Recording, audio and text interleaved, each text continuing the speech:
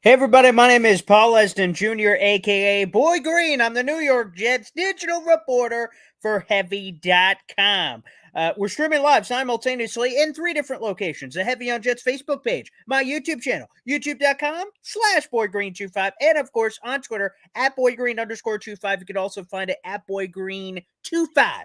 Hit the ticker, like the video, hit subscribe for more content, baby. We're getting closer and closer to 5,000 subscribers. And I'm sure I'll have to, again, talk about this forever, as long as I'm in this position. Yes, I'm sitting in a recliner. Again, the reason is this. Again, we got the robot leg, hip to ankle, had a reconstructive knee surgery, but we're powering through.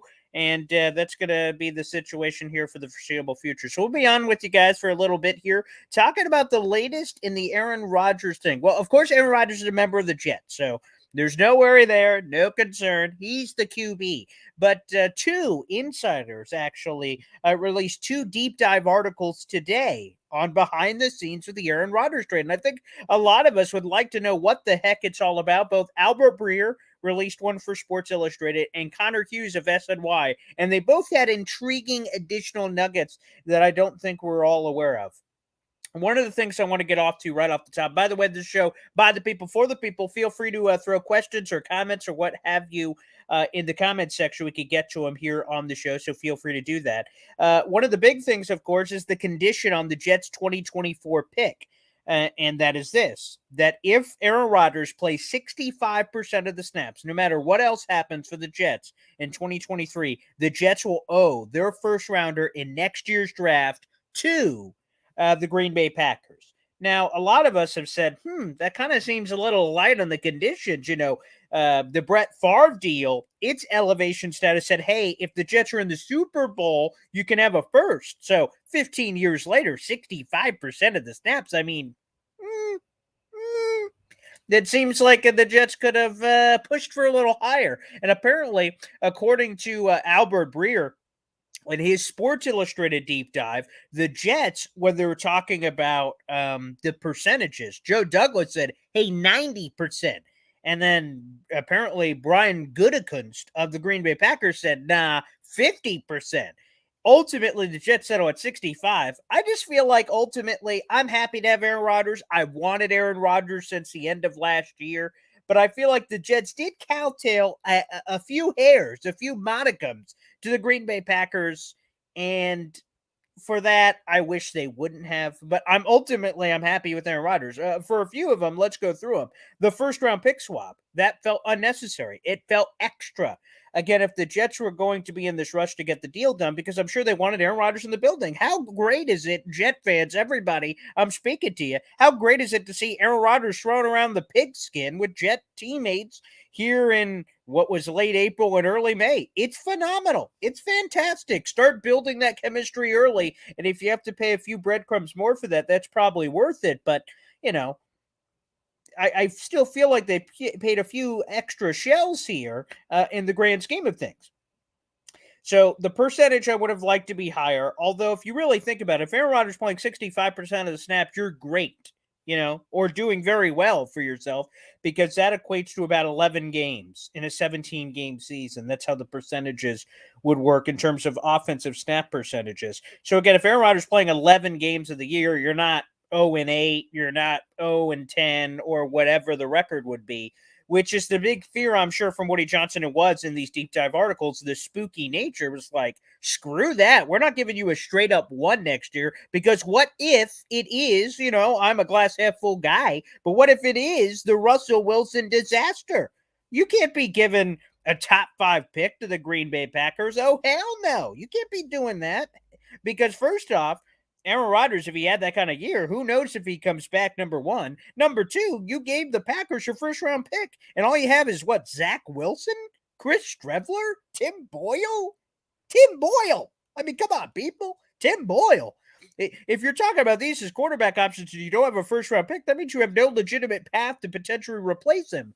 So, from that perspective, the Jets had to make sure that their buns were covered. And while I wish they would have been a little bit more covered than 65%, at least 65%, it prevents the doomsday scenario. Because Aaron Rodgers, for some reason, did not play 65% of the snaps and the Jets season imploded, the Jets would maintain at least their first-round pick. Their second-round pick, unfortunately, at a minimum, is still going to Green Bay, but the first-round pick would be pretty important. Now, I'm a glass-half-full guy, so I think it's going to be great.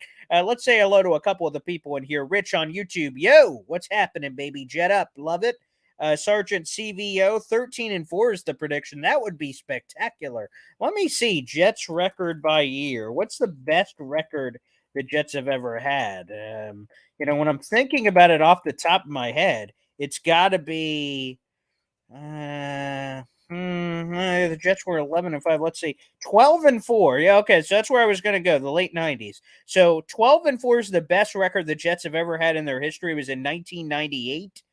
And the 2010 year, they were 11-5. That's tied for the second best record they've ever had. That included the 85 Jets, 11-5. The 68 Jets were 11-3. They won the Super Bowl that year. That was obviously less games, but so 12 wins is the best they've ever had. So if you guys are right, like Sergeant CVO, 13 wins would be the most they've ever had in the regular season all time. And by the way, sign me the heck up, baby. Yes, I will take a 13-win season. Yes, sir. Rich says 12-5. That'd be nice. I'd take 12, 13 even. Okay. VR Hell Doggo, Jet up, baby. What's up? Like the Jets pillow. Very nice.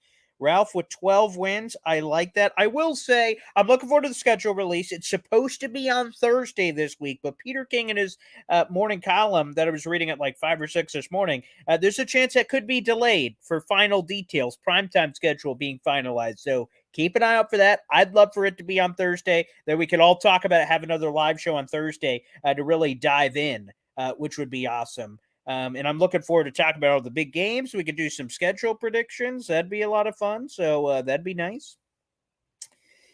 Sergeant, take L's from one of the Eagles or Chiefs. Both obviously are just from the Super Bowl. Split with the Bills, okay, and Dolphins, and lose that last game of the year because Wilson is playing. Wink at the bye or unnecessary extra game. Yeah, the Eagles or Chiefs will be tough. I'm looking forward to those. Those should both be primetime games. I expect at least one of the two Bills games to be primetime. The Dolphins will be interesting because the Jets beat them once, and they could have beaten them twice. In all honesty. If they would have had just remote quarterback play. So that's interesting. That kind of gets me going. Hawk, we're going to break all the franchise record this season, which I like. And that's why, quite frankly, Hawk, even though the Jets, as we're hearing more from these Aaron Rodgers negotiations and the Jets really pushing, and also apparently that's another factor, the Tyreek Hill trade, right? So the Jets wanted Tyreek Hill. They made this aggressive push. Tyreek's like, nah, I'm going to the Dolphins. Thanks, though.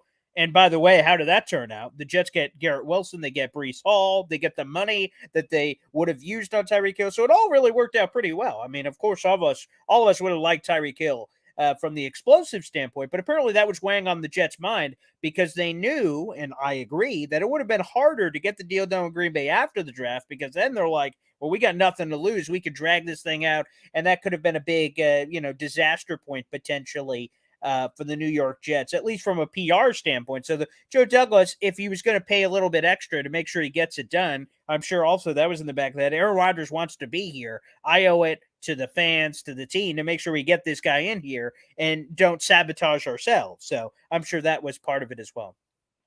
Dave, 13-4. Are you on crack? So I'm guessing not buying the 13-4. Hey, yo, 2-5, 17-0, book it. Yeah, I'm going to be honest. I do this each, and you guys will reevaluate it on Thursday. But for me, I go into every week, and I believe the Jets can win the game. Will they go actually 17-0? I don't know. Probably not. But each week, I could come up with a game plan, especially when you got Aaron friggin' Rodgers. The Jets are going to go into every game this season thinking they have a chance, whether it's the Chiefs, the Eagles, or God knows who. So I love it. 17-0, give me 20. Yeah, with the playoff games. Sure, you got to factor that in. Dave and Val, a little bit more reserved, 9-8, which that would be, with Aaron Rodgers, that would be incredibly underwhelming. You win one more game than you lose? Yeah, 9-8. 9-8 at best. Wow. Okay, that's a little Debbie Downer. Okay, you don't have to be 13-4, but 9-8, I don't see it. Oh, please, Rich, sweep the Patriots.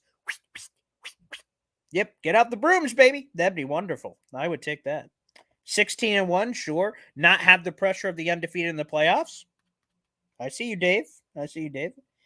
Let's see. What a perfect head Hawk has. Yeah, he does have a nice avatar, that's for sure. Aging does suck. When we go 14-3, I will not be surprised. I'd be all for all of that. Like I said, to reiterate, in case you guys are just joining us, first off, if you guys are just joining us, like the video, hit subscribe down below, and so you never miss a video, of course. And of course, I would also say show your support by sharing the video out. Tell a Jets fan about it if you can. That'd be wonderful. That'd be wonderful. But the other thing I wanted to say on this is that the Jets' best record all time, 12-4 in 1998. That would have been my guess if I had to guess, was 98. They lost the AFC Championship game that year, 2010. They were 11-5. They lost in the AFC Championship game, 85. They lost in the wild card round. That was incredibly a disappointing season in 85 in terms of not living up to the billing. Then 11-3, the 68 year. Those were their only 11-win regular seasons in history. They have a bunch of 10-win seasons in their history. The 2015 year, 2006. 2004 was a 10-win year. You could go to some of the 80s numbers that were 10-win years. And then you go into the 9-win years. That was like 2008. The Brett Favre year was a 9-win year. 2009, the first AFC Championship game year was a 9-win year. As we're diving back here, going back through the history. So all of those could be possible as well. I just know the season's going to be relevant and it's going to matter, which I'm super excited about. So I love that part of the exam. That's for sure. Also, another shout out, guys, if you are not subscribed already to the channel, I have another YouTube channel. It's called The Sick Podcast with Boy Green. You guys can search that out on the YouTube. And I have different Jets content creators on there. We had Damian Parson from the Draft Network reviewing the draft last week. So, guys, make sure you're tuned into that channel. We have a new episode every Monday on the YouTube channel, and we'll have 2 new episodes during the season. So, again, The Sick Podcast with Boy Green. Make sure you look it up. We're also on social media, Instagram, Twitter, all that stuff. So make sure you guys check it out. So I'm going to record that episode after this conversation here. We'll have a fellow Jets content creator on the show. Again, that will be exclusively on the Sick Podcast with Boy Green. So make sure you guys check that out. Ralph, need to sign Quan. I argued for it in our Heavy on Jets mailbag today. I want Quan, man. While you could probably get a Zaire Barnes or who was a Jets day 3 pick out of Western Michigan. Hamza. Trying to think of who else is in that conversation, like Chaz Surratt, maybe. Like those guys you could probably get away with because it's your third linebacker. But why not, if you're going for the Super Bowl, why not push all your chips in the middle of the table and get as great as you could possibly get at every position? Quan's not going to be that expensive. Bring Quan back, man. Emotional leader, checks off a lot of boxes.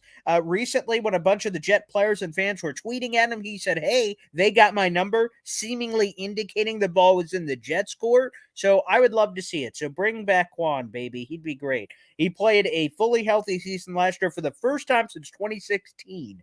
So he also is on a new diet. There was a really cool story about Connor Hughes last offseason about that. But yeah, bring back Quan. Shay Davis, do you believe UDFA TJ Luther will make the team, possibly special teams? I'm going to be honest, Shay. Great question.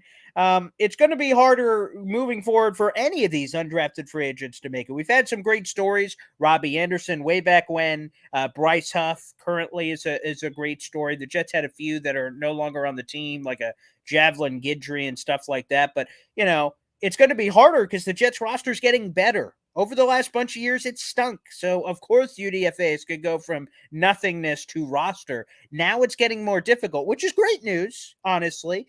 Out of the UDFA class, I like Trey Dean the third out of Florida. The Jets like him a lot, too, when you look at the guarantees. TJ Luther, another one. So there's some guys that I like, but, man, it's going to be incredibly difficult for any of these guys to make it. Special teams is going to be their big help because if you look at the current Jets wide receivers, not a lot of them play special teams. Garrett Wilson obviously doesn't. Alan Lazard, no. You start going Mecole Hardman. I like return game, but I'm talking about like special teams. Special teams. Randall Cobb's old ass ain't doing special teams like that. So like gunners and stuff. So they have a void at that position of special teams. Justin Hardy's a great gunner, but like, if you really start to think about it, that could be the path. VR Hildago, I think the floor is reverse of last season, 10-7, but I can see 12-5 this season. Schedule will be tougher. It's a lot tougher, which, by the way, is sexy to me. Eagles, Cowboys, Giants, all the divisional games are fun. There's a lot of games I'm looking forward to. Again, we'll break down the schedule in full bore later this week when it's official. We'll do a live show about it, and I hope you guys can join us for that. That's going to be awesome. So yeah, I hope the floor is a little bit higher than that 9-8 we were talking about before. Although someone said the 9-8 was the ceiling. I mean, that's where you want to be with Aaron Rodgers. Of course, you go to the playoff, but like, what else? Because goals are higher than just playoffs when you bring in Aaron freaking Rodgers to the team.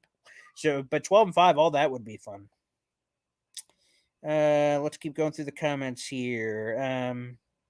Hawk, if we would have had any semblance of an offense down the stretch, we would have won 10 games. With Rodgers, anything less than 12 is a disappointment. Yeah, Hawk, that's kind of how I carry the torch, to be honest with you.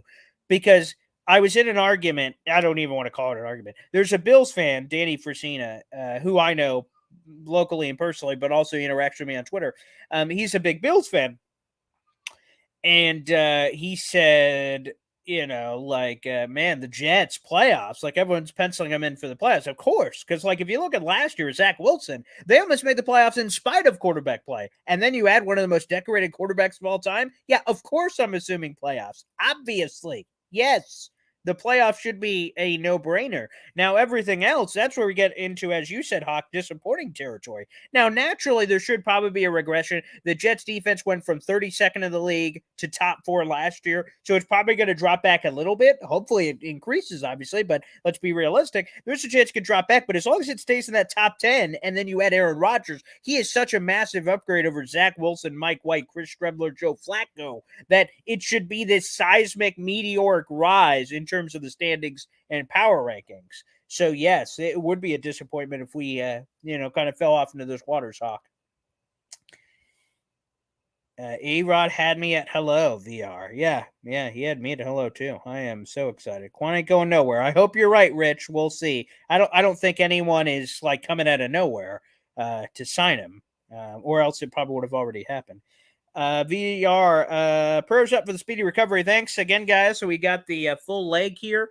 It goes up to the hip, down to the ankle.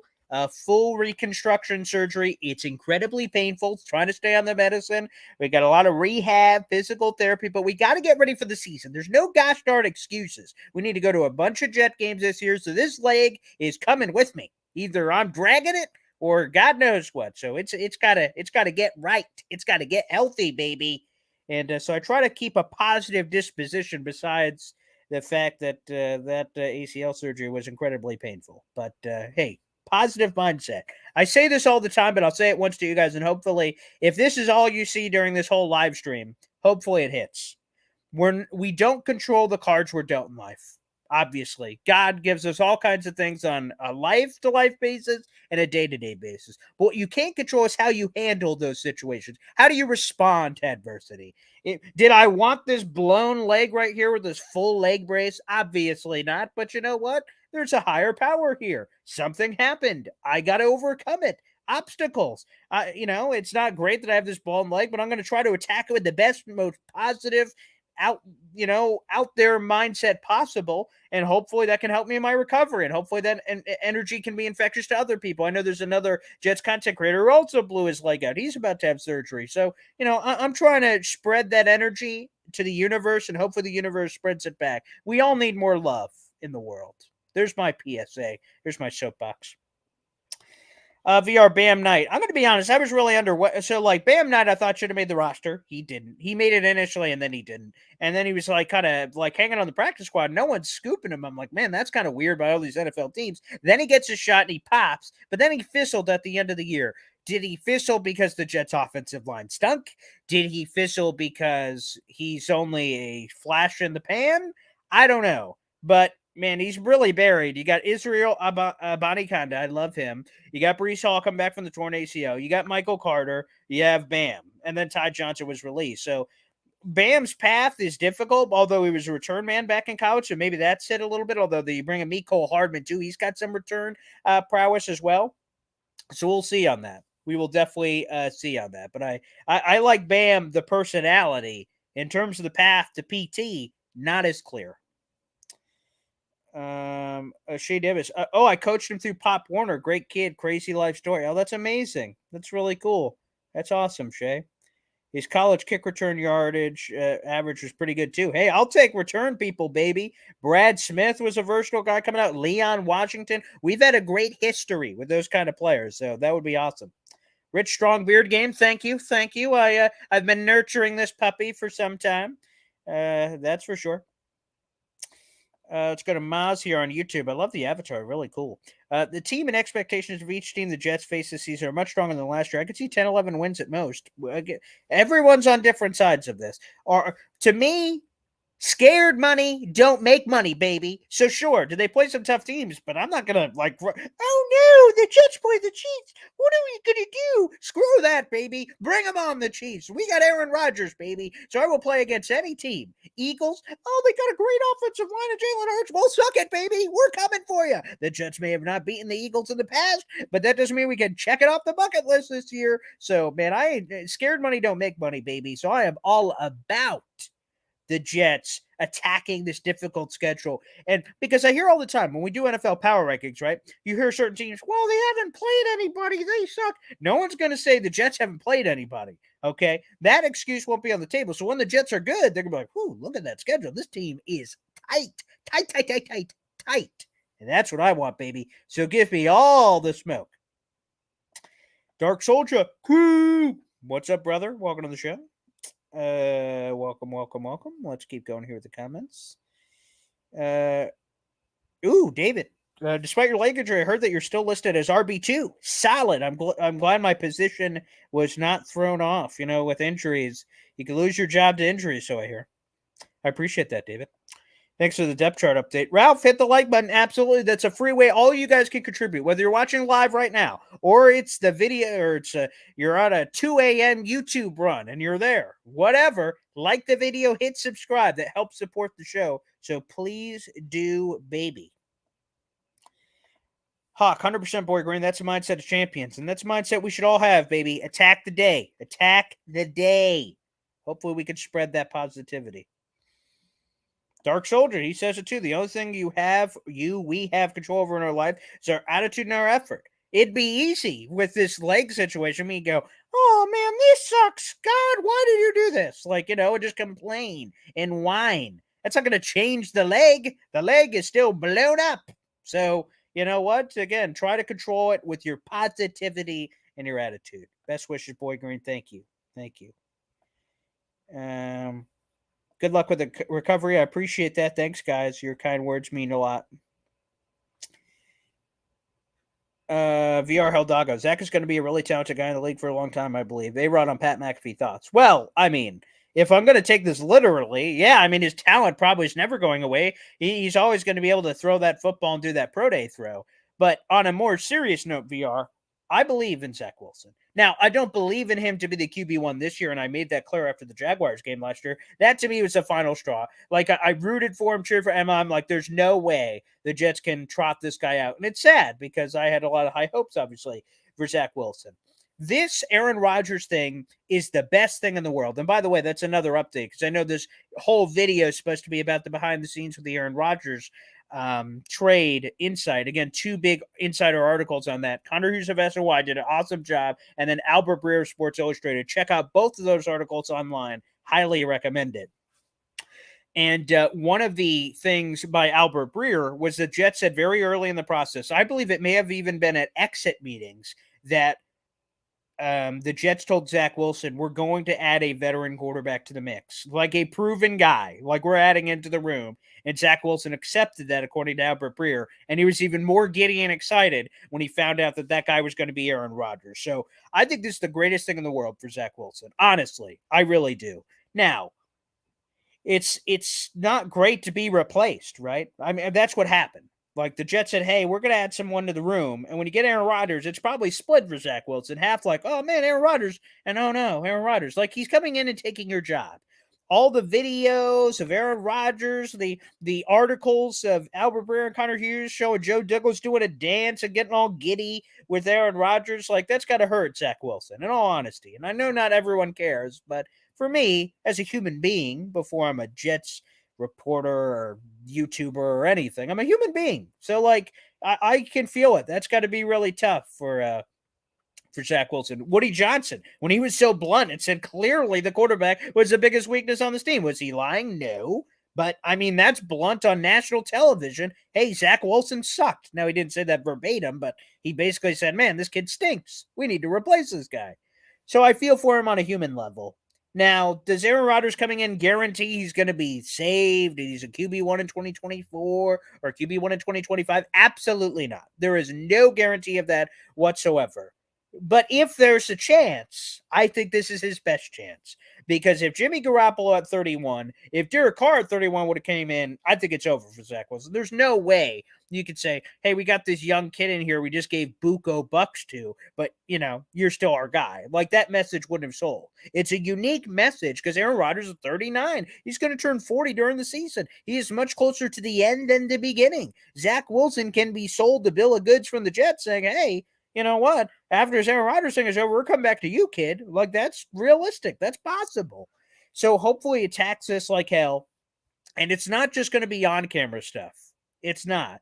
It's going to be the behind the scenes. And Hard Knocks, I believe, ultimately would be announced sooner rather than later. But I think the big thing for Zach is in those quarterback rooms where Aaron Rodgers is breaking down film with a quarterback coach or the offensive coordinator, whoever is breaking down film with Aaron Rodgers, and then they ask him, Aaron Rodgers, what did you see on this? And he says, oh man, this hidden thing here, this hidden thing here, how he prepares, how he gets ready, how he handles the pressure, how he handles the highs and lows of playing in New York. Zach Wilson sitting back with a clipboard, hopefully that will be so beneficial for him, because to me on paper, it should be incredibly beneficial. So if Zach Wilson wants it to be, this could be the greatest thing that's ever happened in his life. But as we just talked about, you don't control the circumstances. He didn't control that the Jets acquired Aaron Rodgers, but he could control his attitude on responding to Aaron Rodgers being in the room. Like, it'd be very easy, going back to my knee thing, to be very crappy about it. Go, ugh, I got replaced. Screw the Jets, man. F this team. They didn't believe in me, blah, blah, blah. Or flip the narrative. Flip the narrative and say, you know what? This stinks, but I'm gonna go to work. I'm gonna be working even harder than I ever did before. I am one injury away from getting thrust back in there, and I'm gonna take advantage of this. And he's gonna get all the reps, the preseason, OTAs, all that stuff. He's gonna get like 99% of that over Aaron Rodgers, because Aaron Rodgers. So hopefully he embraces all that VR, and I think this could be a reclamation story. No guarantee though. Let's go to this comment again. Wherever you put this hawk thing away. If you guys want to ask questions, throw them in there. Like I said, like the video, hit subscribe. I'll try to get to all your questions. Also, you guys can use the YouTube super chat feature to show your support for the show. Throw a little change my tin cup, and I'll do a dance. Now, I can't get up and do a dance because again, my leg is destroyed. But I will do my best I can to do like one of these maneuvers and give you a big shout out on the show. I digress. Back to Hawk here. Zach came into the league as a 21-year-old kid who needed to mature and learn leadership abilities. By the time he's ready to take the helm, he'll be a 25-year-old man with 2 years of proper mentorship. Yeah, that'd be great. And I think there is a sneaky thing that the Jets could pick up his fifth-year option, depending on how he handles this Aaron Rodgers stuff behind the scenes and do a Jordan Love thing. Or they could decline it and they give him like a mini cheaper extension doing the Love thing. So that's possible. It all is in Zach Wilson's court of how he handles all of this. But it's very possible. Your hell dog. I did not know that Aaron Rodgers has a 4-3 record against the Eagles. Better than the Jets, who have never beaten the Eagles. They're like 0-12 or something. I don't know the record off the top of my head. I'm sure it'll come up when we get to the schedule, but that's interesting. Let's go to Joe here on YouTube. The collective team we have assembled playing complementary football, giving us a damn good chance to compete and beat every single team in the league. Our W's will be in the teens this year. I would love to see it. And by the way, if they are, that'd be the most wins in Jets regular season history, as we talked about earlier. Please make it happen, Joe. Speak it into existence. VR. By the way, Aaron Rodgers had a 2-1 record against the Chiefs in his career. And the big nugget that you guys may not know, and I think it was Brian who shared this on Twitter. So shout out to Brian, one of my followers. Aaron Rodgers and Patrick Mahomes have never faced off before. Ever. The only time they were going to, Aaron Rodgers had COVID, so Jordan Love stepped in for that game. So that's interesting. So that's going to be a big primetime game. The big primetime games are going to be Jets, Chiefs, 100%. Jets, Eagles. Jets, Cowboys, for sure. A Jets, Bills game is going to be in there. if I had to guess the other one. So I said, so we have Jets Eagles, Jets Chiefs, Jets Cowboys, Jets Bills for sure, and then like a Jets Patriots. Like, so you could have to start off the schedule making process 6 primetime games, and then you can flex into more. The Jets are going to be on all of them, baby, all of them, which I'm excited about.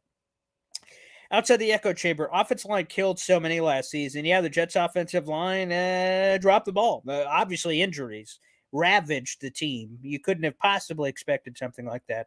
When I look at the offensive line going into 2023, I'm actually pretty excited. I think there's a high ceiling for a lot of, like Mekhi Becton, I have high expectations for. Dwayne Brown with both available shoulders after tearing his rotator cuff last year.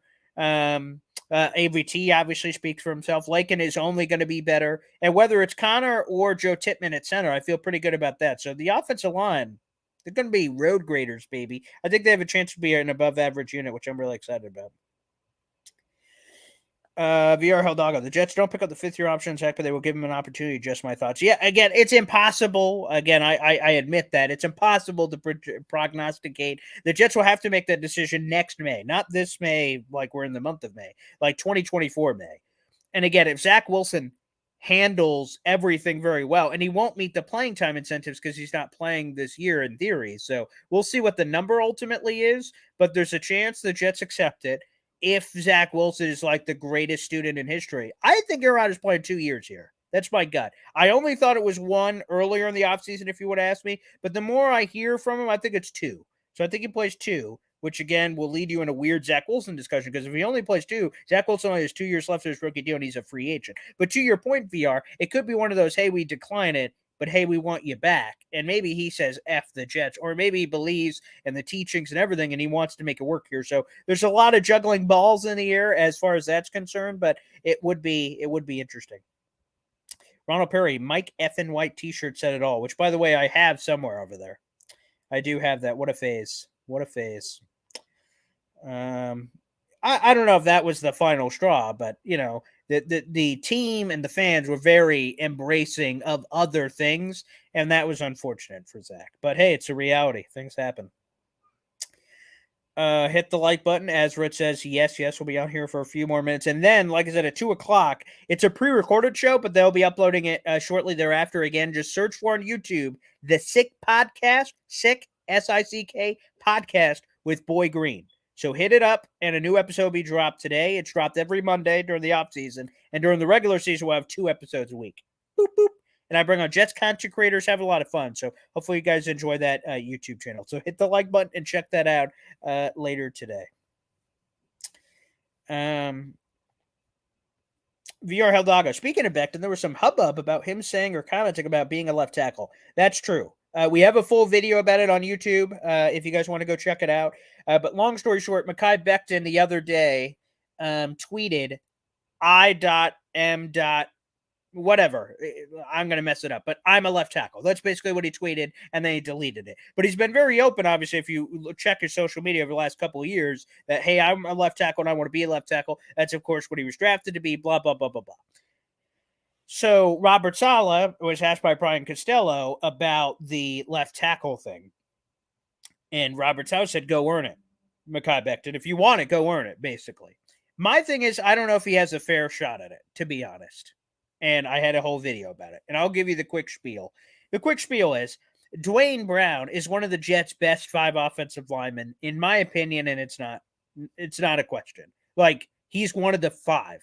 And if he's one of the 5 and he only plays left tackle, if Robert Saleh says they're going to play the best 5, that means Dwayne Brown's guaranteed a starting job, and he's probably guaranteed the only job he knows, which is left tackle. So you probably didn't bring back Dwayne Brown for his 17th NFL season to say, hey, you want to try right tackle? That's probably not realistic, which means if that's true, everything I just said, then Mekhi Becton, the best he can hope for is right tackle. Because they said the 2 positions that are locked in are Lakin at left guard and AVT at right guard. Well, Becton ain't playing center. And if he can't play left tackle, all he can play is right tackle. And Becton obviously has been he's been very transparent with how not happy he is at right tackle. So I heard that there was a lot of Jets YouTubers did that. I haven't heard what that was, so maybe you guys can fill me in. Apparently, there's some weird rumors of the Jets told Bectoney's left tackle.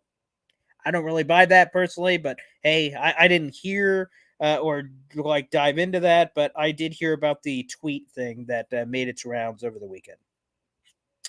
Dark Soldier, 3 days till the schedule is released. Hopefully, we get lucky with it. Last year, we played 4 or 5 games after your opponent had a bye week. Yeah, I heard from Mike North, who's the VP of broadcasting for the NFL, that stuff is supposed to balance out from a year-to-year basis. I do remember tweeting those nuggets out, like the Steelers and a bunch of other teams that they played where that happened. Apparently, that stuff's supposed to balance out, so we'll see. They're going to have plenty of primetime games, so by nature, they should have. It works both ways, obviously. They will have short weeks because of prime time to the next game, but also by it being prime time, more build up to the prime time game, if that makes sense. Outside of Thursday games, obviously. So we'll see. They're going to get a bunch of that for sure. Hawk, the cap goes up, quarterback salaries go up. Zach's fifth year option should be a no-brainer. The staff's like what they see this year. That's another great point. With the salary cap constantly going up, there is a chance that number looks easy. Hennessy Heisman goes, "What the? Y'all still talking about Zach Wilson?" Apparently. Outside the echo chamber, the only beat reporter in the league more annoying than Samini would be Connor, and that's a league stat. Oof. I know not all you guys are fans of the people. That's for sure. Um, let's see. Let's go to this one. Talk to me when we sign Williams and Alexander. Williams being Quinnen. We will see. We will see on that. Obviously, the latest nugget from Rich Samini, which apparently some of you guys don't buy, is that Quinnen and the Jets are not close on a contract for Quinnen, which I said is disappointing. Now, I don't think it's over. Obviously, it's May 8th. But it's disappointing. I wish it would have been a lot further along. They've been talking for months. But hopefully they do this right. It's going to be the richest contract in Jets history by every measurement, overall value, per year value, guaranteed value, and hopefully they treat one of their own. That's honestly what I'm hoping for. And then Quan, obviously, I think he's a big piece to the puzzle.